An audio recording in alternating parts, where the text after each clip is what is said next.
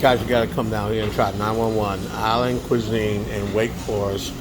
This is off the chain. Look, they have the best, friendliest people. This is Angie. Look.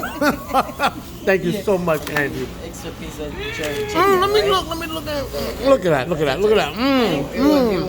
not going to share with jerk sauce. And the plate has chicken with the jerk. Guys, come down and see them. Thank you, The thank food is you. incredible. The people are incredible. We love. Look at my wife. She look. She's in heaven. Heaven. I'm in heaven. See, you can make it your ritual. And Yeah. I have people come from Morrisville, I have Cary, I have people come from Virginia, we have people that do that. I have people when they're in, well, I have someone that even live in D.C. He's here, then he's going to come. His sister lives in Henderson, Yes. so usually we come past here on the way to Henderson, but now we know This you're thing is here. incredible.